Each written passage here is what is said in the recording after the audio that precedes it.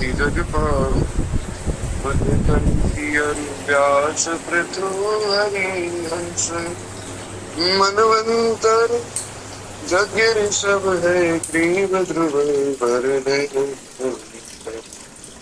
पत्रिपति रचय कपिल देव सनकादित्य करुणा करो जो भी स्वरूप लीलार चिर श्री अग्रदास पद जय जय वीर वरा कमट नर बलिदान। तो हमने सुना था मीन वराह कमठ नर हरि बलि बामन। अब अगला अवतार है परशुराम, भगवान परशुराम का अवतार। खैर, परशुराम अवतार श्रवण करने से पहले एक बार पुनः मुझे बता दीजिए, क्या मेरी आवाज क्लियर है? क्योंकि तो नेटवर्क की थोड़ी प्रॉब्लम है, दूसरी बात मेरा गला काफी दिन से बैठा हुआ है जी। तो एक बार प्रेम से बोलिए श्री परशुराम भगवान की जय। अब परशुराम भगवान का जो चरित्र है ये बहुत सुंदर है और इसकी कथा भी बहुत सुंदर रूप में वर्णन की गई है। तो इसको बहुत ध्यान से सुनना चाहिए, क्योंकि बाहर जो है बहुत भ्रांतियां फैलाई जाती है भगवान परशुराम के विरुद्ध। और अभी जो है एक 2 दिन पहले की बात है, एक 10वीं के छात्र मेरे पास आए थे कुछ सहायता के लिए। तो मैंने उनका जो सिलेबस है वो देखा, तो मुझे बड़ा अच्छा लगा कि हिंदी में उन्हें सूरदास जी के पद पढ़ाए जा रहे हैं, श्री मीराबाई के पद पढ़ाए जा रहे हैं, और साथ ही में श्री परशुराम जी और लक्ष्मण जी का जो संवाद है वाल्मीकि रामायण में रामचरितमानस में वो पढ़ाया जा रहा है। हालांकि केवल 3 ही दोहे, परंतु देखकर बड़ा अच्छा लगा कि भगवान के भक्तों का भी स्मरण आजकल करवाया जा रहा है। तो उसमें भी परशुराम जी के विषय में थोड़ा उन्हें मैंने उन्हें बताया कि देखो इसमें इस प्रकार से भाव करना, क्योंकि परशुराम जी के प्रति बहुत सी भ्रांतियां लोग मन में पाल लेते हैं। तो इसलिए वाल्मीकि रामायण के अनुसार ही हम उनका चरित्र श्रवण करेंगे। थोड़ा सब लोग सावधानी से श्रवण करें। कहते हैं, साक्षात ब्रह्मा जी के पुत्र राजा कुष्ठ के 4 पुत्रों में से कुशनाभ दूसरे पुत्र थे। ब्रह्मा जी के एक पुत्र हुए राजा कुष्ठ, और राजा कुष्ठ के आगे 4 पुत्र हुए, जिसमें से उनके दूसरे पुत्र जो थे उनका नाम था कुशनाभ। राजा गादी के एक सत्यवती नामक कन्या थी, जो महर्षि फलस्वरूप गादी नामक परम धर्मात्मा पुत्र हुआ। हुआ क्या कि महाराज, क्षमा चाहूंगा, राजा कुशनाभ ने जो है पुत्र प्राप्ति के लिए पुत्रेष्टि यज्ञ कराया, और राजा गादी जो थे उनकी एक सत्यवती नामक कन्या थी, जो महर्षि त्रिचिक तो ब्याही थी। थोड़ा सा मैं इसको अच्छे से समझा देता हूँ। देखिए, ब्रह्मा जी के एक पुत्र थे जिनका नाम था राजा कुश। राजा कुश के जो दूसरे पुत्र थे उनका नाम था कुशनाभ। कुशनाभ की कोई संतान नहीं थी, तो इसलिए उन्होंने संतान प्राप्ति के लिए पुत्र कामेष्टि यज्ञ या पुत्रेष्टि यज्ञ, एक ही नाम है, ये करवाया, जो कि भगवान श्री राम के जन्म के समय भी करवाया गया था। महर्षि शारंग ने करवाया था पुत्रेष्टि यज्ञ। तो कुष्ठनाभ ने पुत्रेष्टि यज्ञ कराया, जिसके फलस्वरूप महर्षि गादी नाम का एक पुत्र उन्हें प्राप्त हुआ, और गादी के एक कन्या हुई। तो इस प्रकार जो है कुश के बेटे कुशनाभ, कुशनाभ के बेटे गादी, और गादी की आगे एक कन्या हुई जिसका नाम सत्यवती था, और वो कन्या राजा त्रिचिक को ब्याही गई थी, यानी कि उस कन्या का विवाह राजा त्रिचिक के साथ हुआ। एक बार सत्यवती और सत्यवती की माता ने त्रिचिक के पास पुत्र कामना से जाकर उसके लिए प्रार्थना की। त्रिचिक ने 2 चरु सत्यवती को दिए और बता दिया कि तुम्हारे लिए ये 2 है, और तुम्हारी माँ के लिए भी, इनका तुम यथोचित उपयोग करना। ये कहकर वे स्नान को चले गए। पहले के समय ये तब की बात है जब देवताओं का जन्म और आज तो देवताओं की उत्पत्ति जो है मनुष्यों की भांति नहीं होती, देवताओं की उत्पत्ति दिव्य होती। इसलिए यहाँ पर जो चरु से देवताओं की उत्पत्ति हुई। जैसे हमने भगवान का जन्म सुना था, तो भगवान के जन्म में भी कुछ इस प्रकार की लीला हुई। राम जन्म हुआ तो उसमें जो है पायस खीर दी गई, और कृष्ण जन्म हुआ तो भगवान स्वयं ही आ गए। भगवान ने कहा कि मैं तुम्हारे पुत्र के रूप में आ रहा हूँ। तो भगवान का जन्म और देवताओं का जन्म दोनों ही दिव्य होते हैं, खैर इसमें कोई संदेह ना करे। तो राजा त्रिचिक ने इस प्रकार जो है दोनों को ही चरु दिया, जिसमें एक सत्यवती का और एक उनकी माता के लिए था, और खुद वे स्नान करने के लिए चले गए। और वो जो चरु था उसे उपयोग करते समय माता ने कहा कि बेटी, सभी लोग अपने ही लिए सबसे अधिक गुणवान पुत्र चाहते हैं, और अपनी पत्नी के भाई के गुणों में किसी की विशेष रुचि नहीं होती। ये बड़ी असाधारण सी बात है कि महाराज, सबको ये चाहिए कि हमारा जो पुत्र हो वो बहुत गुणवान हो, भगवान का भक्त बने, बहुत जो है वीर बने, जैसे श्री छत्रपति शिवाजी महाराज हुए, महाराणा प्रताप हुए। इस प्रकार जो है हमारे धर्म की, देश की रक्षा करे, या फिर जो है कुछ अच्छा कार्य करके हमारे देश का, हमारे परिवार का नाम रोशन करे। इस प्रकार सबके मन में भावना होती है, पर किसी के मन में ये कोई भावना नहीं है कि जो हमारी पत्नी के भाई हैं वो ऐसे हो या वैसे हो। तो वही बात जो है सत्यवती की माता ने कही। देखिए, हालांकि आप लोग समझ गए होंगे, फिर भी मैं एक बार स्पष्ट कर दूं। राजा त्रिचिक ने दो चरु दिए, एक तो अपनी पत्नी के लिए और एक अपनी पत्नी की माता के लिए, यानी कि अपनी सास के लिए। तो अब जो उनकी पत्नी का पुत्र होगा, यानी कि सत्यवती का जो पुत्र होगा, वो तो राजा त्रिचिक का पुत्र होगा, और जो सत्यवती की माता का पुत्र होगा वो सत्यवती का भाई होगा, और राजा त्रिचिक का संबंध उस प्रकार से उनसे जुड़ेगा। तो वही बात यहाँ पे कह रही कि देखो, अपनी पत्नी के भाई के गुणों में किसी को विशेष रुचि नहीं, अतः तू ऐसा कर कि अपना चरु भी मुझे दे दे। सत्यवती की माता ने कहा कि जो चरु तुम्हारे पास है वो भी तुम मुझे दे दो, और मेरा वाला तो मेरे पास है ही। तो सत्यवती ने कहा कि माँ, ये तो ठीक नहीं है। तो माँ ने कहा चलो ऐसा करो कि जो तुम्हारे पास चरु है वो तुम मुझे दे दो और मेरा वाला तुम ले लो। सत्यवती ने कहा कि इससे क्या होगा? तो उसकी माता ने समझाया कि देखो, इससे ये लाभ होगा कि जो चरु तुम्हारे पास है वो, ऐसा मुझे लगता है, मतलब ऐसा सत्यवती की माता को लगता है कि शायद उस चरु में कुछ बहुत विशेष गुण है जो कि मेरे पुत्र में आने चाहिए। और राजा त्रिचिक ने बहुत विशेष तपस्या करके ये वाला चरु तुम्हें दे दिया ताकि उनका पुत्र जो है गुणवान हो जाए, और मुझे एक साधारण सा चरु दिया है। चरु मतलब एक तरह से आप फल समझ लीजिए। तो ऐसा जो है सत्यवती की माता को लग रहा है कि मुझे तो एक साधारण सा फल दे दिया और तुम्हें कोई बढ़िया तपस्या करके फल दिया है ताकि तुम्हारा पुत्र जो है बहुत बलिष्ठ हो।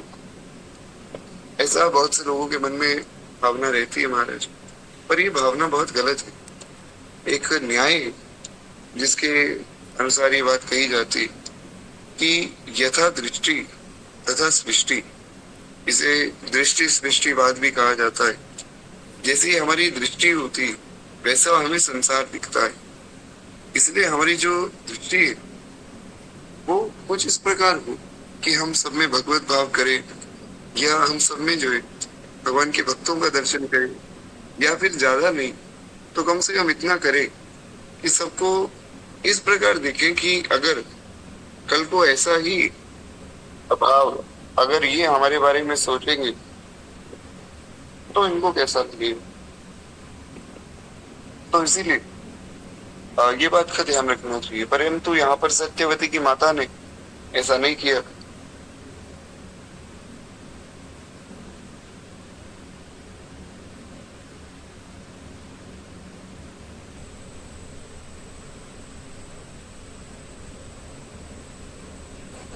जी, श्री राधे श्याम। तो एक बार आप देखिए कि क्या मेरी आवाज जो है सबको क्लियर है। मैं क्षमा प्रार्थी हूँ क्योंकि शायद जो है मेरे यहाँ से ये गूगल मीट ही कट गया था।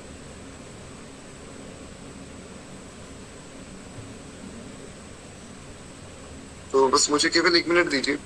मैं जरा मैसेज कर देता हूँ ताकि सब लोग जो है रीज्वाइन कर सके और वहीं से हम लोग जो है कथा कथा को शुरू करेंगे। एक बार मुझे ये बता दीजिए कि कहाँ तक हमने सुना था,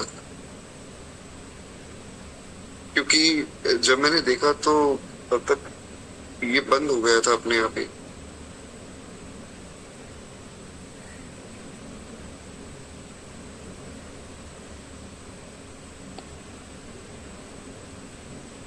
जी, तो वो है, हम लोग सुन रहे थे कि महाराज जो सत्यवती की माता है, सत्यवती की माता ने अपनी पुत्री को कहा कि तुम ऐसा करो कि तुम्हारा जो फल है वो मुझे दे दो और मेरा फल तुम ले लो, क्योंकि मेरे मन में ऐसी भावना है कि तुम्हारे पास जो फल है वो राजा त्रिचिक ने बहुत तपस्या करके तुम्हें दिया है ताकि तुम्हारा जो पुत्र हो बहुत अच्छी संतान तुम्हें प्राप्त हो, और मुझे एक साधारण सा फल दिया है ताकि मेरी जो है संतान साधारण हो। तो ऐसा करो कि तुम अपना फल मुझे दे दो, मेरा वाला फल तुम ले दो, क्योंकि मेरे पुत्र तो संपूर्ण भूमंडल का पालन करना होगा। उन्होंने ऐसा सोचा कि मेरा जो पुत्र होगा यानी कि तुम्हारा जो भाई होगा उसे संपूर्ण भूमंडल का पालन करना होगा, और ब्रह्म कुमारों को तो बल, वीर तथा संपत्ति आदि से लेना देना ही क्या है। तुम्हारा जो पुत्र है वो तो ब्राह्मण का पुत्र है, तो ब्राह्मण के पुत्र को तो बल से और संपत्ति से इनसे क्या लेना देना, लेकिन मेरा जो पुत्र है वो राजा बनेगा, और राजा को तो बल, संपत्ति और वीर इनसे ही जो है सब काम होता है। तो ऐसा कहने पर सत्यवती ने अपनी माता की बात मान ली। सत्यवती ने कहा ठीक है माता जी, जैसा आप कहें। तो महाराज सत्यवती ने क्या किया कि अपना जो चरु था, अपना जो फल था, वो अपनी माता को दे दिया और माता का फल जो है खुद ले लिया। जब ऋषि को ये बात का ज्ञान हुआ कि इस प्रकार जो है मेरी पत्नी की माता ने उनके साथ बड़ा अनुचित किया है, तो ऐसा हो जाने से उन्होंने कहा कि देखो तुमने ये काम बहुत गलत किया, तुम्हें अपना वाला चरु अपनी माता को नहीं देना चाहिए था। इससे होगा क्या? ऐसा उनकी पत्नी ने पूछा कि स्वामी अब इससे क्या होगा? तो उन्होंने कहा कि देखो अब इससे तुम्हारा पुत्र घोर योद्धा होगा और तुम्हारा भाई वो ब्रह्मवेता होगा, क्योंकि महर्षि त्रिचिक ने बहुत सोच समझ के दिया था। महर्षि त्रिचिक ने सोचा कि इनकी जो माता है वे क्षत्राणी, तो उनके यहाँ राजा का जन्म होना चाहिए। तो इसलिए उन्होंने जो है वैसा मंत्र कहकर और उन्हें जो है वो वाला फल दिया कि इनके यहाँ राजा का जन्म हो जाए, और अपनी पत्नी को वो फल दिया जिससे उनकी पत्नी के यहाँ एक ब्राह्मण का जन्म हो। परंतु अब उनकी माता ने वो फल एक्सचेंज कर लिया, तो उससे क्या हुआ कि अब उनकी माता के यहाँ एक ब्राह्मण पुत्र का जन्म होगा, और महर्षि की पत्नी के यहाँ होना तो एक ब्राह्मण चाहिए, परंतु अब जो है उनके यहाँ एक योद्धा होगा। तो यहाँ पर जो है सारी गड़बड़ शुरू हुई। तो इसी के कारण श्री सत्यवती जी ने प्रार्थना की कि मेरा पुत्र ऐसा ना हो, कृपा कीजिए। मैं आपके सामने जो बहुत प्रार्थना कर रही हूँ कि मेरा पुत्र ऐसा ना हो, क्योंकि देखो आप भी ब्राह्मण, मैं भी ब्राह्मण, हमारा पुत्र अगर क्षत्रिय हो जाएगा तो ये तो वर्ण संकरता हो जाएगी, तो कैसे बात बनेगी। आप ऐसा कुछ कीजिए कि जिससे हमारा पुत्र जो है ब्राह्मण ही हो। तो उन्होंने कहा कि अच्छा पुत्र तो वैसा ना होगा, किंतु पौत्र उस स्वभाव का होगा। चलो ऐसा करते हैं कि जो तुम्हारा पुत्र होगा वो तो ब्राह्मण हो जाएगा, परंतु अब मैंने जो मंत्र डाला है फल के अंदर वो तो व्यर्थ जाएगा नहीं। तो इसलिए जो तुम्हारा पुत्र होगा, यानी कि हमारा जो पुत्र है उसका जो बेटा होगा, उसका स्वभाव ऐसा हो जाएगा कि वो घोर योद्धा बन जाएगा। होगा ब्राह्मण ही पर बनेगा योद्धा। तो इस कारण से जो है श्री परशुराम जी ये तो ब्राह्मण, परंतु उन्होंने योद्धाओं के कर्म भी किए। और इससे जो है गलत शिक्षा लेकर आजकल के महाराज ऑनलाइन ब्राह्मण खुद को परशुराम ही समझ बैठे। उनको लगता है कि हाथ में फरसा पकड़ा दो तो हम ही परशुराम हो जाएंगे। तो ये सब बहुत गलत बात है, क्योंकि परशुराम अवतार के पीछे का रहस्य जब तक कोई नहीं जानेगा तब तक वो भगवान परशुराम को समझ नहीं पाएगा। और जब तक भगवान परशुराम को समझ नहीं पाएगा, उनकी बात को समझ नहीं पाएगा कि वे क्या उपदेश देना चाहते, तब तक ऐसी मूर्खता संसार में फैलती रहेगी। तब तक ये संगठन बनते रहेंगे, जय दादा परशुराम, जय दादा रावण, हम तो ब्राह्मण हैं, हम रावण के उपासक हैं, हम राम की उपासना क्यों करें। ये ब्राह्मणों का पतन ऐसे ही होता रहेगा। खैर, तो महाराज इस प्रकार जैसा महर्षि त्रिचिक ने कहा था वही हुआ। अब आशा करता हूँ सबको एक बार सब बात समझ आ गई होगी। एक बार फिर से बोलिए भक्त वत्सल भगवान की जय। थोड़ा सा गंभीर है प्रसंग, एक बार मैं थोड़ा सा स्पष्ट करके पुनः कह देता हूँ एकदम शॉर्ट में। देखिए, ब्रह्मा जी के पुत्र हुए कुश, कुश के पुत्र हुए कुशनाभ, कुशनाभ के पुत्र हुए गादी, और गादी की एक कन्या हुई जिनका नाम था सत्यवती, और सत्यवती का विवाह हुआ महर्षि त्रिचिक से। महर्षि त्रिचिक की पत्नी सत्यवती और सत्यवती की जो माता थी, उन दोनों को महर्षि त्रिचिक ने दो फल दिए, एक तो सत्यवती के लिए और एक सत्यवती की माता के लिए, ताकि दोनों को संतान प्राप्त हो। सत्यवती की माता ने सोचा कि जो मेरी पुत्री को फल मिला है वो महर्षि त्रिचिक ने बहुत तपस्या करके दिया होगा कि इनको अच्छी संतान प्राप्त हो जाए, और मुझे साधारण फल दे दिया। तो सत्यवती की माता ने जो है वो फल बदल दिया।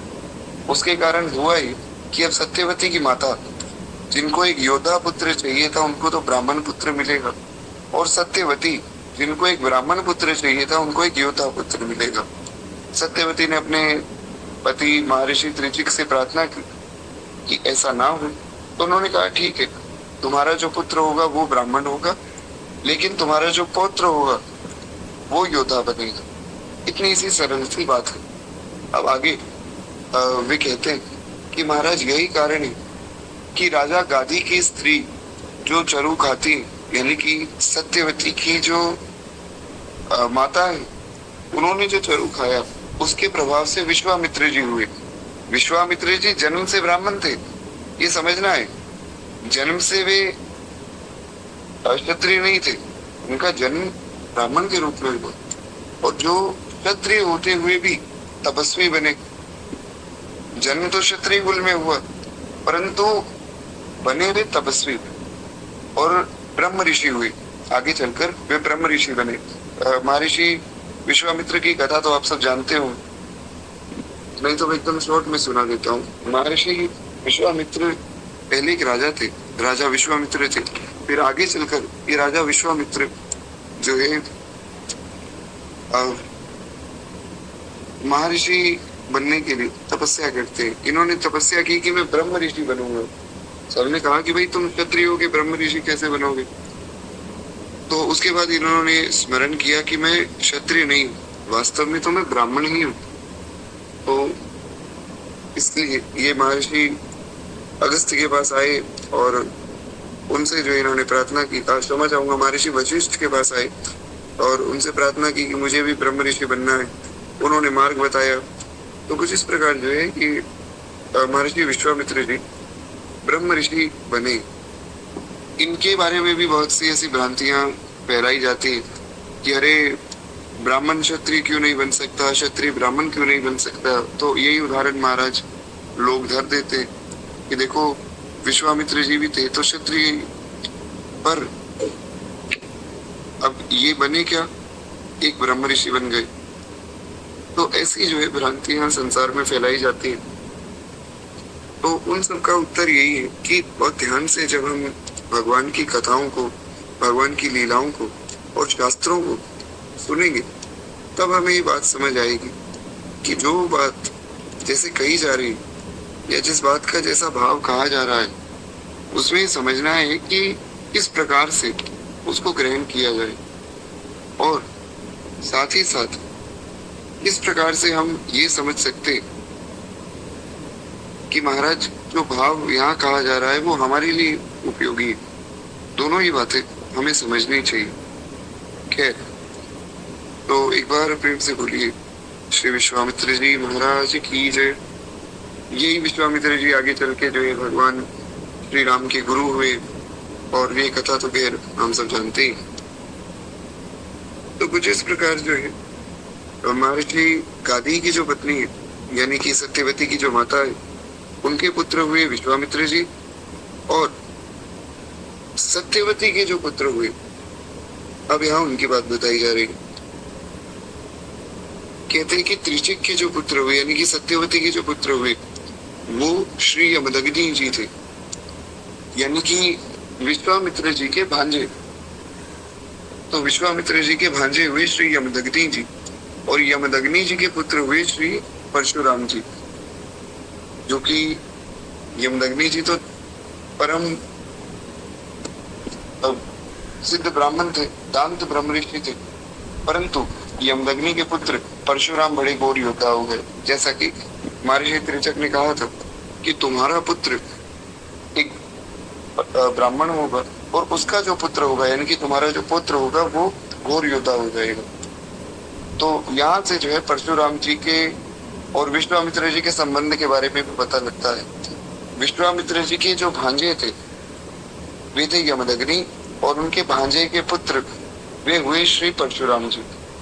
तो इस प्रकार पूरी ये परशुराम जी के जन्म के रहस्य की कथा प्राप्त हुई थी। कहते हैं एक बार यमदग्नि महर्षि अपनी स्त्री रेणुका जी को नदी से जल लाने के लिए भेजते। अब यहाँ से एक दूसरी कथा शुरू होती, तो आशा करता हूँ कि पहले वाली आप समझ गए होंगे। एक बार प्रेम से बोलिए श्री परशुराम भगवान की जय। तो कहते हैं एक बार क्या हुआ कि यमदग्नि जी ने, यानी कि परशुराम जी के पिताजी ने, अपनी पत्नी रेणुका जी को कहा कि आप ऐसा कीजिए, नदी से थोड़ा सा जल ले आइए। वहां गंधर्व और गंधर्विनी विहार कर रहे थे। ये जल लेने के लिए गई तो वहां उनका विहार देखने लगी, और इसमें जो है उन्हें लौटने में देर हो गई। तो ऋषि ने देरी का कारण जान लिया, और यह समझकर कि स्त्री को पर पुरुष और पर स्त्री की रति देखना महापाप है। शास्त्रों में महाराज बहुत विशेष रूप से बल दिया गया है कि अगर आप किसी भी पुरुष को या किसी भी स्त्री को निर्वस्त्र देख लेते हैं तो ये महापाप है। वाल्मीकि रामायण अगर आप पढ़ेंगे तो वाल्मीकि रामायण में जब श्री हनुमान जी महाराज लंका पहुंचे, तो जो है गोस्वामी जी ने भी वर्णन किया, मंदिर मंदिर प्रतिकर शोधा। उसमें गोस्वामी जी ने लिखा कि मंदिर मंदिर जो है श्री हनुमान जी गए, यानी कि हर एक घर में गए। मंदिर मतलब हर एक घर में उन्होंने देखा कि रावण कहाँ है, जानकी जी कहाँ है। तो जब रावण के कक्ष में भी पहुंचे तो उन्होंने देखा कि बहुत सी स्त्रियां निर्वस्त्र हैं और रावण भी निर्वस्त्र होकर सो रहा है। तो यहाँ से दो बातें स्पष्ट हुई कि पहली बात तो निर्वस्त्र किसी को देखना नहीं चाहिए, दूसरी बात निर्वस्त्र होकर जो सोता है वो राक्षस हो जाता है। आजकल के खैर डॉक्टर यही बात बताते हैं कि निर्वस्त्र होकर सोना चाहिए। बड़ी मूर्खता महाराज फैलाई जा रही। निर्वस्त्र होकर नहाना, निर्वस्त्र होकर सोना, भगवान के मंदिर में निर्वस्त्र होकर जाना, तीनों महापाप है। तो खैर वहां पर अगर आप वाल्मीकि रामायण पढ़े, बहुत विस्तार में वाल्मीकि जी ने लिखा, हनुमान जी के मन में ग्लानि हो गई। उन्होंने सोचा कि मैं भगवान का जो है सेवक होकर, वैष्णव होकर मैंने यहाँ निर्वस्त्र स्त्रियों को देखा है, तो ये तो महापाप हो गया। फिर जो है भगवान की प्रेरणा से उनके मन में भाव आया कि मैंने कोई जानबूझकर ऐसा थोड़ी किया है, मैं तो जानकी जी को ढूंढ रहा था, तो उस कारण से मुझे हर एक घर में जाना था, तो इसमें कोई पाप नहीं। तो वे आगे बढ़ गए। तो वही बात यहाँ हुई कि महर्षि यमदग्नि ने जब ध्यान में देखा कि मेरी पत्नी जो है गंधर्व और गंधर्विनी का विहार देख रही थी, तो उन्होंने कहा कि ये बहुत बड़ा पाप हुआ है तुमसे। अपने पुत्र को उन्होंने बुलाया, जो भी जितने भी उनके पुत्र थे सबको बुलाया, सबको कहा कि अपनी माता को मार डालो, ये महापापी नहीं है, ये मेरे साथ रहने योग्य नहीं। बहुत गंभीर कथा है, बहुत ध्यान से सुनिएगा। हालांकि आप सब लोगों ने शायद सुनी भी हो ये वाली कथा पहले। तो महर्षि यमदग्नि ने अपने सभी पुत्रों को बुलाया और सबको कहा कि अपनी माता को मार दो। परंतु महाराज, मातृश्रेय के वश सातों पुत्रों ने इस काम को करना अंगीकार ना किया। सब ब्राह्मण पुत्र थे। अब ब्राह्मणों का स्वभाव जो है वो थोड़ा सा सहज होता है, मारना काटना, किसी को कष्ट देना वे नहीं कर पाते हैं इतने। आजकल के ब्राह्मणों की बात यहाँ नहीं हो रही, जो मांस भी खा रहे हैं और शराब आदि भी पी रहे हैं। उनका तो स्वभाव ही ऐसा हो गया मांस भक्षण के कारण कि कभी भी किसी को मार सकते, घर वालों को मारते हैं, अपनी पत्नी को जो है गाली देते हैं, उनको मारते हैं। ऐसे भी ब्राह्मण हो गए महाराज, बहुत बुरा समय आ गया। शास्त्र में वर्णन है कि घर की स्त्री को जो कष्ट देता है, उनको जो अपशब्द बोलता है या उनको जो मारता है, उसकी श्री खत्म हो जाती है। उसके पास कभी भी सुख, समृद्धि और लक्ष्मी तीनों ही कभी भी नहीं आती। उसकी आयु नष्ट होती है, उसे कष्ट मिलता है, उसे नरक में यातना मिलती है, उसमें उसे जो है बीमारियां लगती है। बहुत बड़ा पाप बताया गया स्त्री पर हाथ उठाना। स्त्री पर कभी भी हाथ नहीं उठाना चाहिए। खैर, ये हमारा विषय नहीं। तो मुख्य बात ये है कि जो है आठों पुत्रों को आज्ञा दी गई। आठों पुत्रों ने मना कर दिया कि नहीं पिताजी, हम अपनी माता को कैसे मारे। तब जो है महाराज, 7 पुत्रों ने तो मना कर दिया। 8 पुत्र थे टोटल, तो 7 पुत्रों ने कहा कि हम नहीं मारेंगे। 8वें पुत्र थे परशुराम जी, उन्हें बुलाया महर्षि यमदग्नि ने और परशुराम जी को आज्ञा दी कि ऐसा करो, तुम अपनी माता को मार दो और इन सब भाइयों को भी मार दो। क्यों महाराज? बोले तुम्हारी माता ने तो महापाप किया ही है, तुम्हारे भाइयों ने मेरी आज्ञा ना मान के और भी बड़ा पाप किया, पिता की आज्ञा का तिरस्कार किया, सबको मार दो। तो परशुराम जी ने पर्चा उठाया, पहले माता का गला काटा, अपनी ही माँ का गला काट दिया, फिर अपने ही 7 भाइयों का गला काट दिया। बोले लीजिए पिताजी, आपका काम हो गया। और पिता ने प्रसन्न होकर जो है इनसे वर मांगने के लिए कहा। पिता ने कहा कि मैं बहुत प्रसन्न हूँ, मांगो क्या मांगते हो। तब इन्होंने कहा कि देखिए, मेरी बस यही प्रार्थना है पिताजी, मेरे सब भाई और मेरी माता जी उठे और इन्होंने जो भी गलती की है उसके लिए आप इनको क्षमा कर दीजिए। और जब ये उठे तो ये भूल जाएं कि ऐसा भी कुछ हुआ था। क्योंकि अगर मान लीजिए इनको ये याद रहेगा तो इनको आपके प्रति द्वेष हो जाएगा कि हमारे पिता ने हमें मरवाया था। तो इसलिए बस 3 बातें हैं कि एक तो इनको जीवित कर दीजिए, दूसरी बात इनको माफ कर दीजिए, तीसरी बात ये सब भूल जाए सब बात को। तो इस प्रकार, क्योंकि देखिए, हालांकि है तो भी योद्धा, परशुराम जी स्वभाव से योद्धा है, पर जन्म ब्राह्मणी के गर्भ से हुआ है, तो कहीं ना कहीं वो ब्राह्मण के गुण इनके अंदर विद्यमान है। तो कहते हैं कि और मांगो। उनके पिताजी ने कहा कि और मांगो, क्या मांगते हो? बोले बस इतना कीजिए कि 3 काम तो करने ही है, लगे हाथ ये भी कर दीजिए कि मुझे कोई पाप का स्पर्श ना हो। अपनी माता को मारना ये तो महापाप है, तो मुझे कोई पाप ना लगे, ऐसा भी मेरी प्रार्थना है। और युद्ध में कोई भी मेरी बराबरी ना कर सके, मैं दीर्घ काल तक जीवित रहूं, ऐसी भी मेरी प्रार्थना है। अभी भी 7 चिरंजीवियों में जो है श्री परशुराम जी भी महाराज चिरंजीवी है, वे कलयुग में भी जीवित है। अब कुछ लोग 7 चिरंजीवी कहते हैं, कुछ 8 कहते हैं। आपको एक अंदर की बात बताऊं तो ना 7 चिरंजीवी है, ना ही 8 चिरंजीवी। चिरंजीवी तो अनेक हैं जिनकी गिनती ही नहीं। मुख्य रूप से उनमें 8 है या 7 है, जैसा आप मानना चाहिए मान लीजिए। तो कहते कि मेरी बस ये प्रार्थना है कि मैं कभी भी युद्ध में किसी से ना हारूं।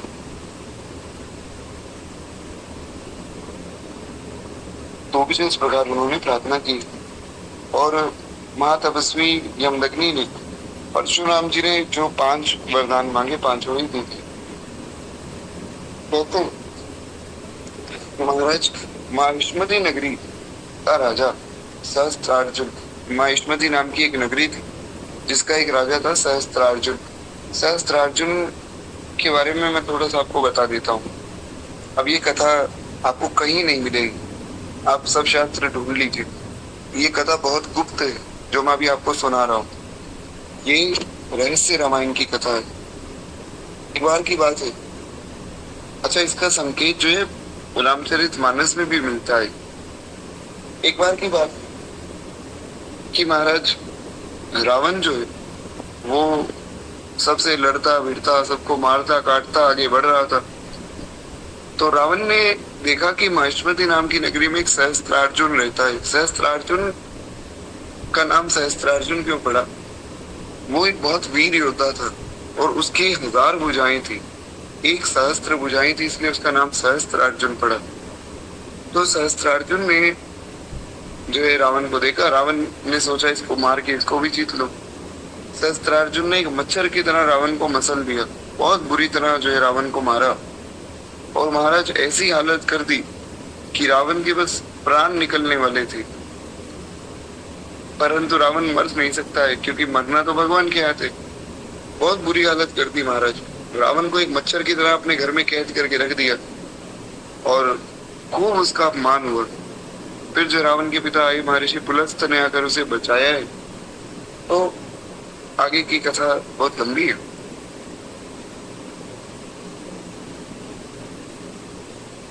और एक मुझे नाम याद नहीं आ रहा है, एक सहस्त्रार्जुन का दूत था, उसने भी रावण को बहुत कष्ट दिया।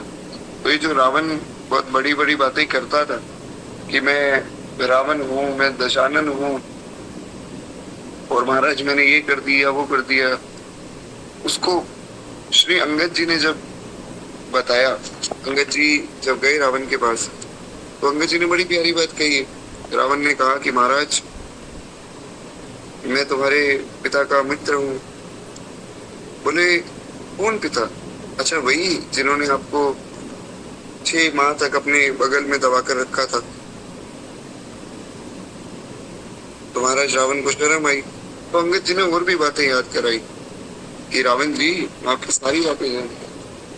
अच्छा, अंगद जी का स्वभाव देखिए, थोड़ा सा अब मन में आया है भाव तो आप लोग कहें तो थोड़ा अंगद और रावण संवाद पर हम लोग चर्चा कर ले।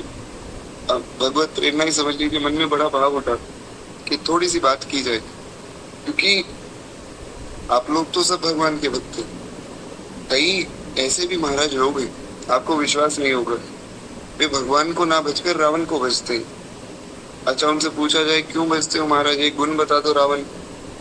कहते हैं अरे रावण ने इतने लोगों को मारा, इतने लोगों को जीता। कुछ नहीं जीता रावण ने। रावण को बलि महाराज के यहाँ जब रावण गया तो उसको जो है घोड़े के तबेले में बांध दिया गया और वहां पर छोटे छोटे राक्षसों के बच्चे रावण को मारते थे, रावण को कष्ट देते थे। और कहाँ तक कहूँ महाराज, शास्त्रों में वर्णन है, अपने मन से नहीं कह रहा हूँ, रावण के ऊपर लघु शंका कर दिया करते थे छोटे बच्चे। ये था रावण। तो जो रावण को ग्लोरीफाई किया जा रहा है बहुत गलत है। तो इसीलिए अगर आप लोग कहें तो थोड़ा सा कुछ 5-7 मिनट हम रावण और अंगद जी का संवाद सुने, उसके बाद परशुराम जी के अवतार की कथा सुनेंगे जी।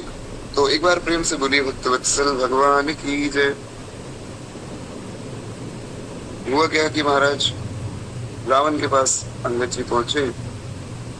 अंगद जी ने कहा कि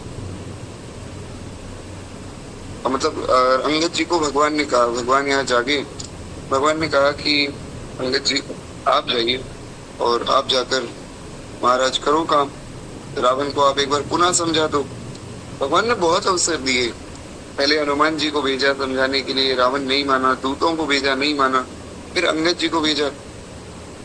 तो वहां पर गोस्वामी जी ने एक सोरठा लिखा है, मुझे पूरा तो याद नहीं है, पर उसमें गोस्वामी जी कहते हैं प्रभु आ गया धरी शीस चरण बंदी अंगद उठे हो। उसमें गोस्वामी जी कहते हैं कि भगवान की आज्ञा को जो है शीश पे धर के अंगद उठे और अंगद उठकर महाराज चले हैं लंका में। और लंका में प्रवेश करते ही उन्होंने रावण के पुत्र से भेंट की, जो कि वहां खेल रहा था। रावण के 1 लाख पुत्र थे, तो उनमें से एक पुत्र से भेंट हुई अंगद जी की। बातों ही बातों में दोनों का झगड़ा हो गया और फिर जो दोनों में युद्ध हुआ। फिर जो अंगद जी ने लात उठाई और वहीं जो उसे पटक कर मार दिया। तो इस प्रकार जो रावण के पुत्र को भी उन्होंने मारा। उसके बाद तो महाराज वहां कोलाहल मच गया। सब जितने राक्षस थे उनको लगा कि वही बानर है जो पहले आया था। सबको लग रहा था शायद हनुमान जी वापिस आ गए। तो सब बेचारे हाथ जोड़कर खड़े हो गए। और गोस्वामी जी लिखते हैं, बड़ी प्यारी चौपाई गोस्वामी जी ने वहां लिखी है। अगर आप में से किसी को पढ़ना हो तो ये प्रसंग आप जो लंका कांड में पढ़ सकते हैं। बड़ा सुंदर प्रसंग है। मुझे सब चौपाइयां तो देखिए याद नहीं है मानस जी की, और लंका कांड की चौपाइयां याद करके मैं करूंगा भी क्या, पर कुछ जो चौपाइयां याद है वो हम सुने, बड़ी प्यारी है। इसमें गोस्वामी जी ने कहा, बिनु पूछे मग देख दिखाई, जी बिलोक सोई जो ही सुखाई। कहते महाराज अंगद जी ने जैसे ही रावण के पुत्र को मारा, सब भयभीत हो गए और बिनु पूछे मग देख दिखाई। कहते बिना पूछे मार्ग दिखा रहे हैं, हाथ जोड़ के खड़े हो गए, अंगद जी यहाँ से जाना है।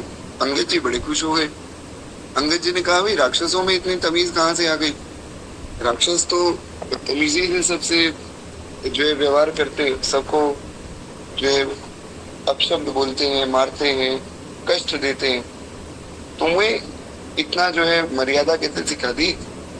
तो बोले कि आप वो नहीं हो क्या जो पहले आए थे? बोले नहीं, पहले तो हमारे जो है बड़े भैया आए थे, हमारे सरदार आए थे, हमारी टोली के सरदार श्री हनुमान जी। बोले अच्छा, तो वे जब आए थे ना, उन्होंने जो यहाँ किया, उसके बाद से हम राक्षसों से मनुष्य बन गए।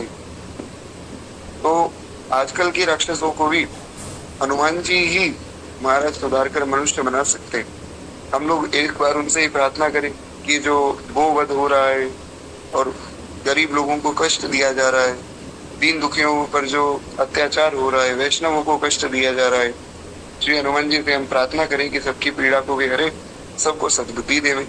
एक बार प्रेम से बोलिए श्री हनुमान जी महाराज की जय। तो खैर राक्षसों ने कहा कि उनके डर से हम इंसान बन गए। कहते कि महाराज आप जल्दी से चले जाओ, पता नहीं अब आप क्या खेल करोगे, तो आप ऐसा करो अंदर चले जाओ। कुछ संत यहाँ पर एक भाव देते हैं। एक हमारे अयोध्या जी के संत हुए श्री राजेश्वरानंद जी महाराज, आप सब भी उनकी कथा कहीं ना कहीं सुनते ही होंगे। वे बड़ा प्यारा भाव देते हैं। उन्होंने कहा कि कुछ लोगों ने तो इसलिए दे दिया मार्ग कि डरते रहे थे, कुछ ने मार्ग इसलिए दे दिया कि वे जानते थे अंगद है। पर उन्होंने कहा कि महाराज ऐसी बात है कि जो पहले आए थे वे आए तो रावण के लिए थे, उन्होंने रावण की लंका तो जलाई, हमारा भी नुकसान कर दिया, हमारे घर भी जला दिए। तो आप ऐसा करो कि हम तो समझ गए कि भगवान से बैर करने का क्या परिणाम है, आप ऐसा करो अंदर जो बैठा है ना रावण, उसको समझाओ, तो आप अंदर ही चले जाओ सीधा। तो महाराज रावण को समाचार मिला कि अंगद आए, और रावण महाराज तैयार हो गया कि चलो देखें कौन आया है। जैसे कोई मतवाली हाथियों के झुंड में सिंह चला जाता है, वैसे ही श्री राम जी के प्रताप से महाराज निर्भय होकर अंगद जी जा रहे। ये बात जो श्री प्रेमानंद बाबा भी अपनी कथाओं में कई बार ऐसा वर्णन करते हैं कि अंगद जी की तरह निडर हो जाओ, भगवान के प्रताप से एकदम निडर होकर जा रहे। तो अब जो है महाराज यहाँ बड़ा सुंदर संवाद हुआ। पूरा तो नहीं सुनेंगे क्योंकि समय नहीं है, हमें परशुराम जी के अवतार की कथा पूर्ण करनी है। कल जो है भगवान राम के अवतार तक पहुंचना है, परंतु मैं आपको थोड़ा सा ये संवाद सुनाऊं, बड़ा प्यारा है। देखिए, अगर आप में से किसी ने रामचरितमानस पढ़ी है या फिर आपने जो है रामचरितमानस की कथा सुनी है, तो आपने एक बात को ध्यान दिया होगा कि सुंदरकांड में जब श्री हनुमान जी पहुंचे, हनुमान जी ने हाथ जोड़कर कहा कि भैया मेरी प्रार्थना है रावण जी, आप ऐसा करो कि आप भगवान की शरण हो जाओ। तो रावण ने कहा मैं तो नहीं होता। हनुमान जी ने कहा देखो, भगवान की शरण में जाओगे तो भगवान आपका कल्याण करेंगे, भगवान आपको जो है शरण में ले लेंगे, आपको माफ कर देंगे, ये मेरा वचन है, आपको माफ कर देंगे और आपको शरण में ले लेंगे, अपनी गलती मान लो। तो जैसे एक साधु समझाता है। हनुमान जी ने हाथ जोड़कर कहा कि मैं हाथ जोड़ता हूँ। रावण, भैया भगवान की शरण में आ जाओ। रावण नहीं आया। हनुमान जी लंका जला के आ गए महाराज। अंगद जी ने सोचा कि ये ऐसे नहीं मानेगा। अंगद जी साधु स्वभाव लेकर ही नहीं गए। अंगद जी की जो फिलोसफी है वो ये है कि लातों के भूत बातों से नहीं मानते। तो हनुमान जी तो बहुत अच्छे से रावण से बात कर रहे थे। रावण जो है उनसे बदतमीजी कर रहा था कि अरे बंदर, तेरी हिम्मत कैसे हुई, तू यहाँ आ गया, के बल घालई बन खीसा। रावण ने कहा, किसके बल पे उछल रहा था? हनुमान जी ने बड़े प्रेम से कहा कि जाके बले अति काल डेराही जो असुर चराचर खाई। हनुमान जी ने कहा कि भैया मैं तो भगवान के बल पे आया था, जिनके बल से काल थर थर कांपता है, जो असुर और चराचर जगत को खा जाते, तो उनकी शरण में आप भी आ जाओ। रावण ने कहा कि अरे तुझ जैसे बंदर की बात मानूंगा? तो साधु का अपमान किया और साधु अवज्ञा तुरंत भवानी कर ज्ञान अखिल के हानि, चारा नगर निविषि कमाई एक विभीषण कर गृह नाही। तो साधु की अवज्ञा की, तुरंत जो है एक निमिष में सारा नगर जल गया। इसलिए संत का अपमान तो भूल कर भी नहीं हो। खैर, लेकिन अंगद जी ने सोचा कि ये ऐसे नहीं मानने वाला है। तो रावण ने कहा कि कह दस कंठ कवन ते बंदर। रावण ने कहा कि अरे बंदर, तू कौन है? तो अंगद जी भी पीछे नहीं हटे। अंगद जी ने कहा, वो मत समझना कि जो पहले आए थे मैं उनकी तरह तुम्हारे सामने हाथ जोड़ दूंगा। मैं रघुवीर दूत दस कंदर। रावण ने उन्हें बंदर कहा तो महाराज अंगद जी ने दस कंदर कह दिए। दुष्ट व्यक्ति के साथ वैसा ही व्यवहार किया जाता है। तो इसीलिए यहाँ पर अंगद जी ने कुछ गलत नहीं किया। अंगद जी ने कहा, अरे दस कंदर, मैं राम जी का दूत हूँ। तो रावण ने पूछा कि अच्छा यहाँ क्यों आया है भाई? कहता है कि मम जानकी तेहि रहे मिताई, तब हित कारण आयो भाई। उन्होंने कहा, देख भाई ऐसा है, सीधी सी बात करेंगे, ना तो ज्यादा बहस करेंगे और ना ही ज्यादा समय व्यर्थ करेंगे। माता जानकी को तो उठाकर लाया है, सीधी बात है, तेरी भलाई करने आया हूँ। अगर तू अपना भला चाहता है, अगर तू खुद को जिंदा देखना चाहता है, तो भैया माता जानकी को छोड़ दे, नहीं तो तुझे मरने से कोई नहीं रोक सकता। रावण तो महाराज तिलमिला उठा कि ऐसे तो मुझसे किसी ने बात नहीं की, मैं त्रिलोक विजयी रावण, और इस प्रकार ये बच्चा मुझसे बात कर रहा है। फिर रावण ने महाराज बहुत जो है बातें भी कही कि देखो मैं तुम्हारे पिता का मित्र था और इस प्रकार जो है तुम मेरे साथ में, मतलब तुम्हारे पिता जो है मेरे साथ में रहा करते थे। तो अंगद जी ने कहा, मैं जानता हूँ, अंगद नाम बाली कर बेटा, तासो कबहू भई की बेटा। अंगद जी ने कहा कि मेरा नाम तो अंगद है, अच्छा तुम्हारी मेरे पिता से भी भेंट हुई है क्या? तो अंगद जी ने कहा, अच्छा हाँ मैं जान गया कि तुम्हारी शायद मेरे पिता से भेंट हुई होगी।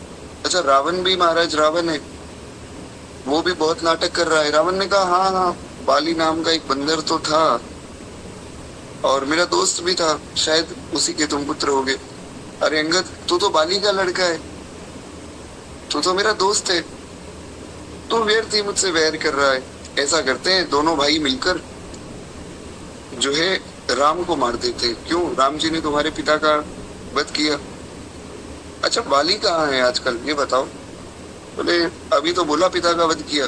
बोला देख ले, जिसने तुम्हारे पिता को मारा है तुम उसके साथ हो, तो इसलिए मेरी बात मानो, तुम जो है अब मेरे साथ हो जाओ। इस प्रकार बहुत सी बातें कही।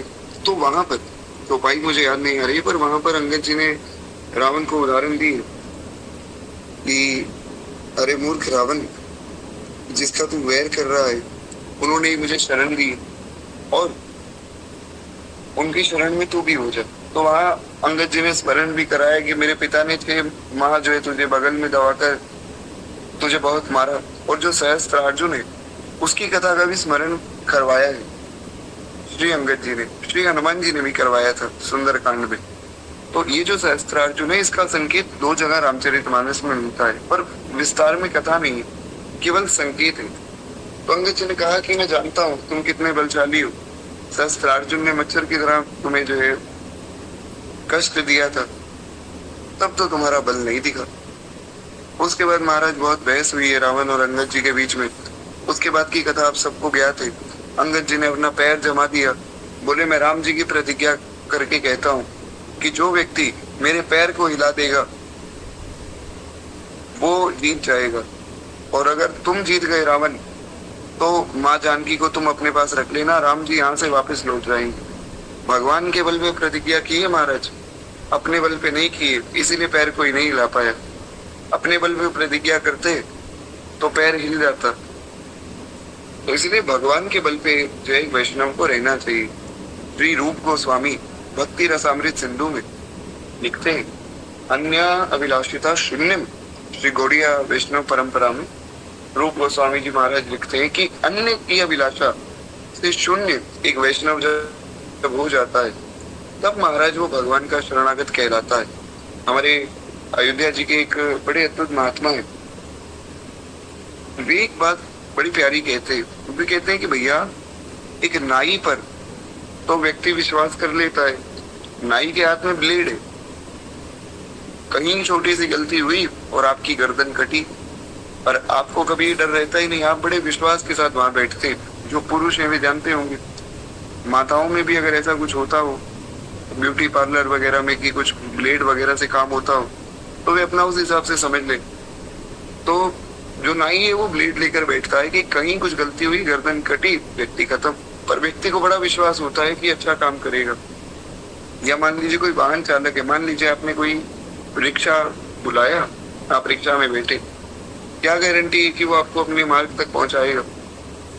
क्या पता वो रिक्शा इस प्रकार तेज चलावे कि रास्ते में ही वो रिक्शा जाकर किसी ट्रक में या किसी दीवार में लगे और एक्सीडेंट हो जाए। पर हमें बड़ा विश्वास होता है, बिल्कुल विश्वास के साथ हम बैठते। तो संत कहा करते थे कि भैया कलयुग ऐसा है कि जीव रिक्शा वाले पर और एक नाई पर तो विश्वास कर लेता है, पर भगवान पर विश्वास नहीं करता। बड़ी प्यारी बात है। खैर, तो एक बार प्रेम से बोलिए भक्तवत्सल भगवान की जय। तो खैर, ये जो सहस्त्रार्जुन थे ये परशुराम जी के वैरी थे, विश्वामित्र जी के भी वैरी थे। तो इनकी कथा अब यहाँ सुनाई जा रही। तो सहस्त्रार्जुन को ने शायद समझ गए होंगे। कहते माहिष्मती नगरी का राजा सहस्त्रार्जुन भगवान दत्तात्रेय जी से युद्ध में कोई सामना ना कर सके, युद्ध के समय 1000 भुजाएं प्राप्त हो जाएं और सर्वत्र जो है अव्याहत गति को आदि वरदान प्राप्त करके उन्मत्त हो गए। सहस्त्रार्जुन ने भगवान दत्तात्रेय से कहा कि मुझे भी युद्ध में कोई परास्त ना कर सके, और युद्ध में जब मैं लड़ने जाऊं तो मुझे 1000 भुजाएं प्राप्त हो जाएं, ऐसी मेरी प्रार्थना है। उन्होंने वरदान दे दिया महाराज। भगवान दत्तात्रेय भी भगवान के अवतार हैं, तो इनका भी हम स्मरण आगे करेंगे। कहते कि वह रथ और वर से प्रभाव से जो देवता यक्ष ऋषि सभी को कुचल डालता था। वो इतना बलशाली था कि उसको वरदान मिल गया था और साथ में एक रथ मिल गया था, तो वो सबको कुचल डालता था। चाहे देवता हो, चाहे यक्ष हो, चाहे ऋषि हो, सबसे लड़ता, सबसे जीत जाता, और उसके द्वारा सभी प्राणी पीड़ित हो रहे थे। एक बार की बात है, उसने केवल धनुष और बाण की सहायता से अपने बल के घमंड में आकर समुद्र को आच्छादित कर दिया।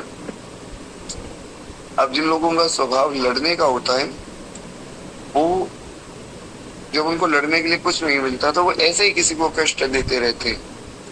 इसलिए आजकल के जो छोटे छोटे बच्चे 9वीं क्लास में, 10वीं क्लास में, या कुछ अगर कोई हाई स्कूल में है तो 11th 12th क्लास में, तो ये छोटे छोटे बच्चों का स्वभाव इतना विकृत हो गया कि अभी उम्र तो 15 साल 16 साल है, पर बातें ऐसी है कि हम तुम्हें मार देंगे, हम काट देंगे, अच्छा लड़ाई हो गई तो बाहर मिलना, ऐसी बहुत सी बातें जो है सुनने में आई।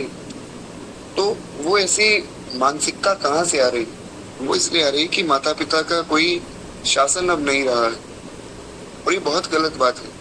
क्योंकि अब ये जो बच्चे हैं इनका स्वभाव अगर ऐसा हो गया तो आगे चलकर अगर इनको मारने पीटने के लिए कोई ना मिला तो ये अपने घर वालों को मारेंगे, अपने माता पिता को मारेंगे। तो इसलिए एक व्यक्ति के स्वभाव का निर्माण, उसमें माता पिता की बहुत विशेष भूमिका है। तो अभी सहस्त्रार्जुन एक दिन ऐसे ही बैठा सोच रहा था कि मैं किसको मारूं, किससे लड़ूं। कोई नहीं मिला तो समुद्र पे बाण चलाया, समुद्र को आच्छादित कर दिया। तब समुद्र ने प्रकट होकर उसके आगे मस्तक झुकाया और हाथ जोड़कर कहा कि वीरवर, बोलो मैं तुम्हारी किस प्रकार आज्ञा का पालन करूं। अरे भैया, क्यों बाण चला के मुझे कष्ट देते हो, क्या बात है बताओ।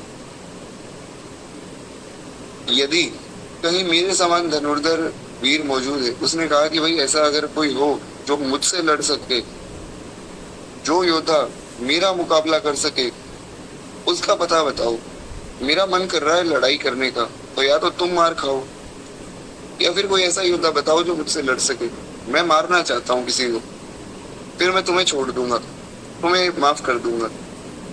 तब समुद्र ने कहा, महर्षि यमदग्नि के पुत्र परशुराम जो है योद्धाओं में सबसे श्रेष्ठ माने गए और युद्ध में तुम्हारा अच्छा सत्कार कर सकते हैं, तुम उनसे लड़ो, तुम वहीं जाओ। ये सुनकर राजा ने जो है वहीं जाने का निश्चय किया है और अपनी अक्षुणी सेना सहित राजा सहस्त्रार्जुन श्री यमदग्नि जी के आश्रम में पहुंचे। ऋषि ने इनका यथोचित आतिथ्य सत्कार किया। महर्षि यमदग्नि ने देखा कि शायद कोई जो है अतिथि आए, तो महर्षि यमदग्नि बेचारे आरती की थाली लाए। उन्होंने खूब सुंदर आरती की कि कोई अतिथि घर पे आया है। ये चकित हो गया।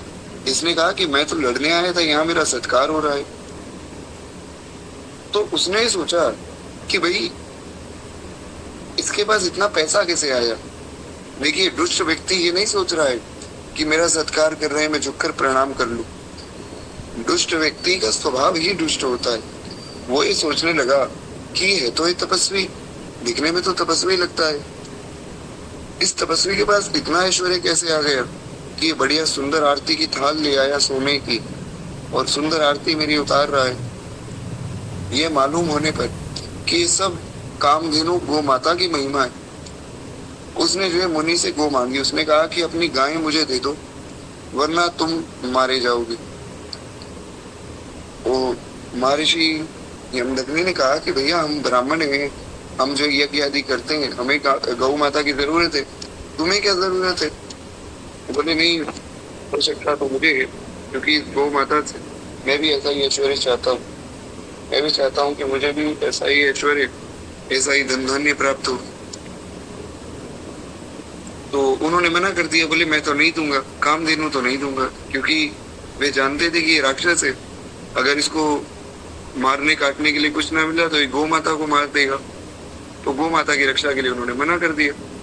तो जबरदस्ती जो है उसने गौ माता को छीन लिया और मुनि के प्राण भी छीन लिए। जी बिल्कुल, ये कथा जो है हरिवंश पुराण में प्राप्त होती है। महाभारत का ही एक विक्षिप्त अंश है हरिवंश पुराण, तो वहां भी बहुत विस्तार में इस कथा का वर्णन। जितने भी अवतार हैं, 24 अवतार का वर्णन भागवत जी में भी प्राप्त होता है, महाभारत में भी संकेत है और अन्य भी कुछ पुराणों में इनकी चर्चा है। जैसे पद्म पुराण के सृष्टि खंड में भी थोड़ी बहुत चर्चा की गई, तो ऐसी अनेक कथाएं प्राप्त होती। खैर, तो हाँ, हम सुन रहे थे कि सहस्त्रार्जुन ने जबरदस्ती जो है गौ माता को छीन लिया, यानी कि कामधेनु जी को छीन लिया और मुनि के प्राण भी ले लिए, उनको भी मार दिया साथ के साथ। उस समय जो है परशुराम जी घर पर थे नहीं, वरना अपने पिता को मरते थोड़ी देख सकते थे। तो घर पर आने पर उन्होंने जो है माता को विलाप करते हुए देखा। उन्होंने पूछा कि अरे माता, तुम विलाप क्यों कर रही हो। माता ने बताया कि ऐसे ऐसे एक व्यक्ति आया और उसने जो है तुम्हारे पिता को मार दिया, कामधेनु को माता को भी ले गया। उस समय तो महाराज परशुराम जी बहुत क्रोधित हो गए, तो उन्होंने संकल्प ले लिया। अब माता को क्या पता वो सहस्त्रार्जुन है, माता को तो ये पता था कि कोई क्षत्रिय आया था, क्योंकि ऐसा काम क्षत्रिय ही कर सकता है, इतना बल केवल एक क्षत्रिय में हो सकता है। तो परशुराम जी ने संकल्प लिया कि आज से मैं सारी धरती को क्षत्रियों से विहीन कर दूंगा, निक्षत्रिय कर दूंगा। कहते हैं कि विलाप में माता ने 21 बार छाती को पीटा था। 21 बार जो है विलाप करती हुई अपनी छाती को पीटती, तो इसलिए उन्होंने ये प्रण लिया कि जितनी बार मेरी माता ने छाती को पीटा है उतनी बार क्षत्रियों का विनाश करूंगा। तो 21 बार जो है पृथ्वी को क्षत्रियों से विहीन कर दी। अच्छा, एक प्रश्न है कि महाराज जब क्षत्रियों से पृथ्वी को विहीन कर दिया तो फिर राज्य कौन कर रहा था? तो ऐसा नहीं है कि सब क्षत्रियों को मारा, जो धर्मात्मा थे उनको छोड़ भी देते थे। जैसे अब यहाँ पर बड़ी सुंदर उदाहरण दी राधा माता जी ने हरिवंश पुराण की। तो ऐसे ही आनंद रामायण में नहीं, अद्भुत रामायण में, क्योंकि हरिवंश पुराण भी व्यास भगवान ने लिखी और अद्भुत रामायण भी वेद व्यास जी ने लिखी। तो अद्भुत रामायण में बहुत विस्तार में वेद व्यास जी ने वर्णन किया।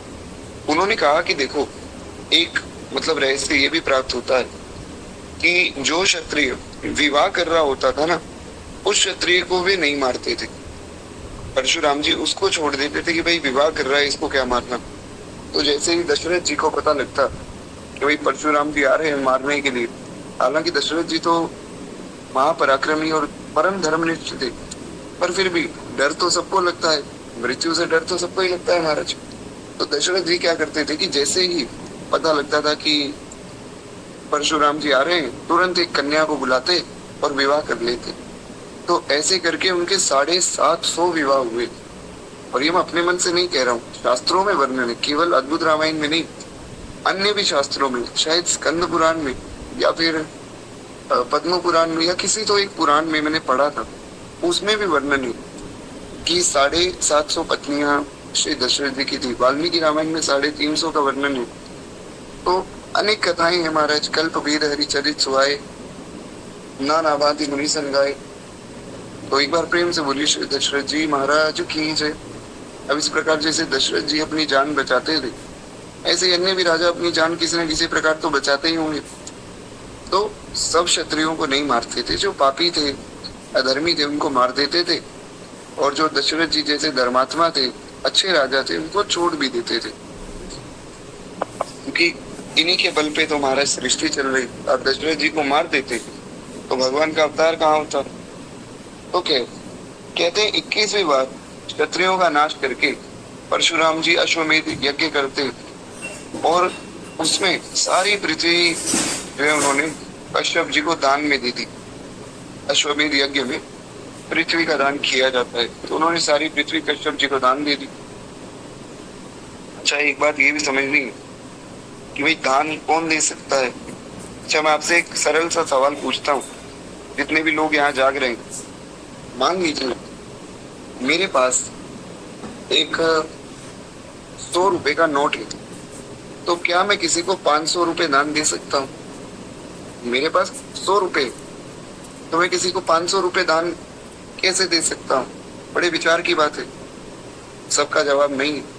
तो उसी प्रकार जब महाराज जो चीज मेरे पास है ही नहीं, वो मैं आगे किसी को कैसे दे दूं? तो ऐसे ही परशुराम जी ने पूरी पृथ्वी दान कैसे कर दी, ये प्रश्न उठ सकता है। पूरी पृथ्वी परशुराम जी की थोड़ी है जो उन्होंने दान कर दी।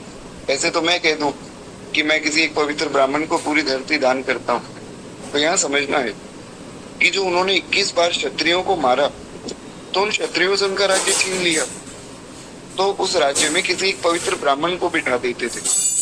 जो हरिवंश पुराण में कथा है ना, वहां पे वर्णन है महाभारत में कि वो क्या करते थे कि महाराज क्षत्रिय से तो राज्य छीन लेते थे और किसी पवित्र ब्राह्मण को बिठा देते थे। हालांकि ब्राह्मण को राज्य करने का अधिकार नहीं है, परंतु शास्त्रों में ऐसा भी वर्णन है कि कहीं कोई ऐसी स्थिति हो जावे कि मान लीजिए किसी राज्य का राजा मर गया, या किसी राज्य में राजा जो है वो अकारण ही राज्य छोड़कर भाग गया, या फिर जो है किसी राजा को किडनैप कर लिया गया, तो ऐसी स्थिति में जो वहां के सबसे उत्तम ब्राह्मण है, फिर उनको वहां राज्य के लिए बिठाया जाता था। क्योंकि ब्राह्मण जो है वो पूरे धर्म का निर्वाह करने के लिए अकेला ही जिम्मेदार है, इसलिए ब्राह्मण का बहुत भारी कर्तव्य है महाराज। खैर, इसलिए बहुत सावधान रहना चाहिए ब्राह्मणों को। तो खैर, जब उन्होंने सब क्षत्रियों को मारा तो सारी पृथ्वी को एक तरह से उन्होंने जीत लिया था, इसीलिए दान किया। ऐसा कोई ना सोचे कि जब पृथ्वी बिना सोचे समझे कोई भी किसी को दान कर सकता है, ऐसा नहीं है। तो पृथ्वी का जो है उन्होंने कश्यप जी को दान दिया। पृथ्वी क्षत्रियों से सर्वदा रहित तो ना हो जाए, इस अभिप्राय से कश्यप जी ने उनसे कहा कि अब जो है पृथ्वी हमारी हो चुकी है, तो भैया इसलिए हमारी प्रार्थना है कि अब जो है आप पृथ्वी पे और क्षत्रियों को मत मारो, अब तुम जो है दक्षिण समुद्र की ओर चले जाओ। क्योंकि परशुराम जी के पूर्वज जनों ने यही संहार कार्य अनुचित कहकर परशुराम जी को इससे निवृत्त होने का अनुरोध किया था, और कश्यप जी ने भी पृथ्वी छोड़कर जाने के लिए कहा था। तो परशुराम जी जो है दक्षिण समुद्र की ओर चले गए, और समुद्र में अपने अंतर्गत स्थित वे जो है महेंद्राचल पर्वत पर इनको स्थान दिया गया। मतलब परशुराम जी को जो है वहाँ महेंद्राचल पर्वत में स्थान दिया, और वहाँ जो है जाकर विश्राम में बैठ गए। फिर उन्होंने कोई ज्यादा संहार किया नहीं। और हाँ, ये कि जो सहस्त्रार्जुन था उसका वध फिर परशुराम जी ने किया है। अब कुछ ऐसे भी लोग हैं जिनका ऐसा मानना है कि नहीं, सहस्त्रार्जुन को परशुराम जी ने नहीं मारा है, तो उन सब बहस में हमें कोई ज्यादा पढ़ना नहीं, क्योंकि हमें इतना समझना है, जैसा प्रियादास जी ने कहा था, भगवान के सब अवतार नित्य हैं और सब अवतार पूर्ण हैं। तो इसीलिए कोई किसी अवतार में ऐसा भेद ना करे। अब कोई अवतार में भेद करना चाहे तो उनकी मंशा जैसी हो वे जाने। हमें ये समझना है कि परशुराम जी भगवान के अवतार है और पूर्ण अवतार है। तो परशुराम जी ने निश्चित ही सहस्त्रार्जुन का वध किया है, और उसके शास्त्रीय प्रमाण भी है। ऐसा नहीं कि बिना सोचे समझे मैं कह रहा हूँ, शास्त्रीय प्रमाण भी है।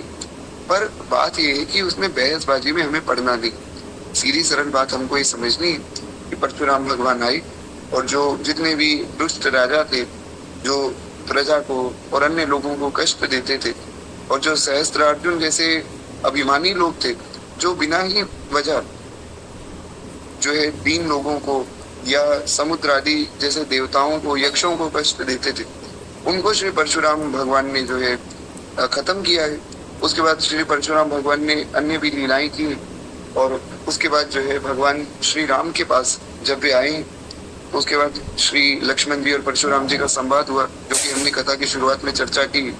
वहां पर श्री लक्ष्मण जी जीवाचार्य की भूमिका निभाते हुए उन्हें बहुत सी सुंदर बातें भी बताते, और उसके बाद अंत में भगवान श्री राम को उन्होंने एक शर्त दी कि अगर तुम सच में भगवान हो तो मेरे पास ये विष्णु भगवान का धनुष है, अगर तुम सच में परात्पर पर ब्रह्म हो तो हे राम ये धनुष तुम उठा लो। अगर तुमने धनुष उठा लिया तो मैं समझ जाऊंगा कि तुम भगवान हो।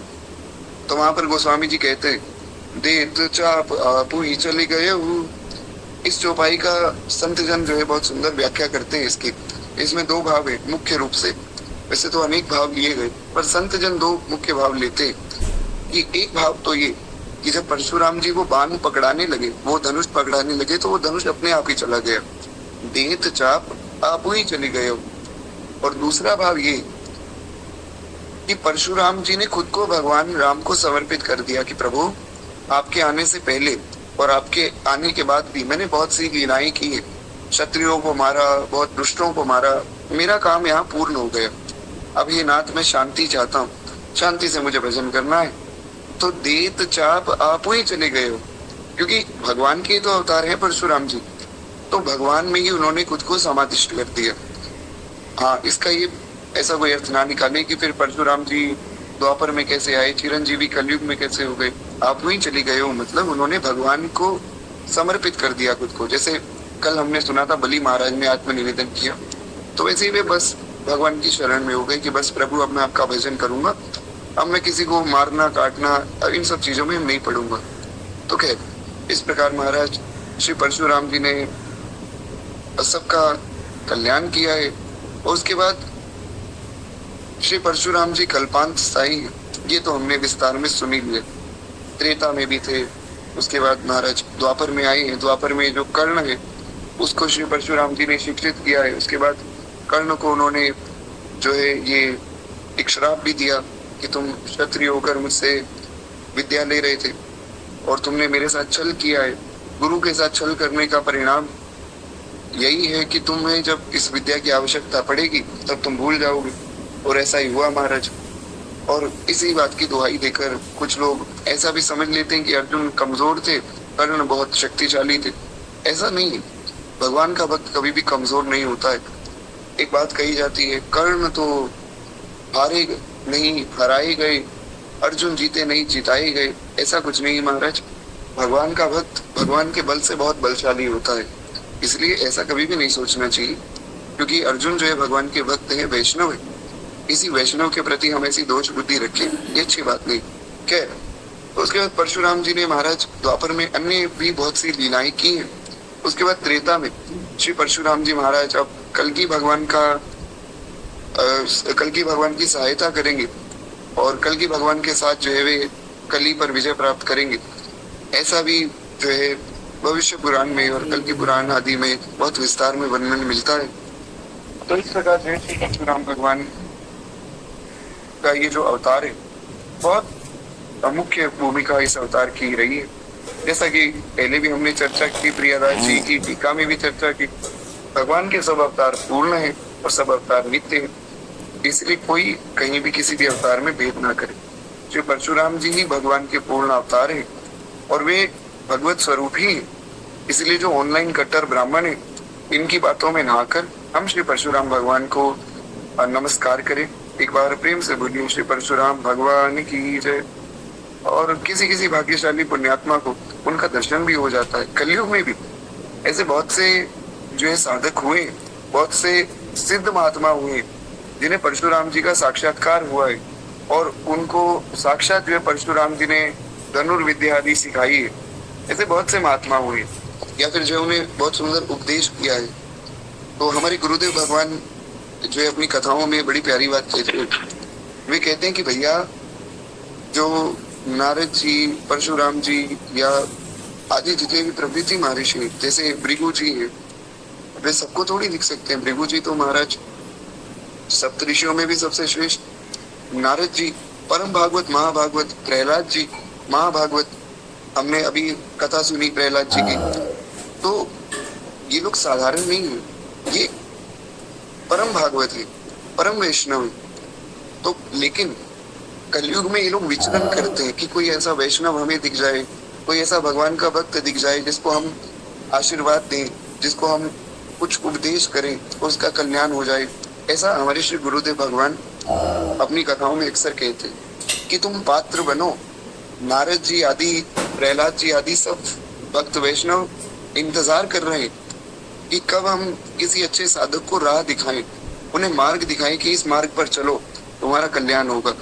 तो तुम भजन करो, झड़ी लगा दो भगवान के नाम की, तो उसी से ही आपको ऐसे जितने भी महान आचार्य हुए, भक्त हुए, सब आपको रास्ता दिखाएंगे निश्चित रूप से। इसलिए भगवान का नाम जप और सत्संग, इस पर हम विशेष ध्यान दें। एक बार प्रेम से बोलिए परशुराम भगवान की जय। अब जो मुझे देखिए निकलना होगा, मैं आप सबसे आज्ञा चाहूंगा केवल 2 मिनट प्रेम से भक्तमाल जी के हम लोग आरती करें, और किसी का कोई प्रश्न हो तो इंस्टाग्राम पे आप देख सकते हैं। इस धन्य नाभा भारत की आरती आरत कर, इस धन्य नाभा भारत की आरती आरत करे। यह भक्त भगवत की कथा सब विश्व का मंगल करे। इस धन्य नाभा भारत की आरती आरत हरे। नर जाति जब माया विवश अज्ञान तम में पग गई, जन भारती आभा तभी जग जग गई, जग भग गई। अज्ञान माया मोह तम की काली माँ कलई धुली, सत प्रेम समता सत्य सुख शुचि कंज कलिकाई खिले। उलूक खल कलिमल सकल उड़न प्रभात हो गए, तब सब पथिक सुंदर सुखद हरि भक्ति पथ को पा गए। इस भक्त माला के सकल सब भक्त जन दाया करो, सत्य अहिंसा भक्ति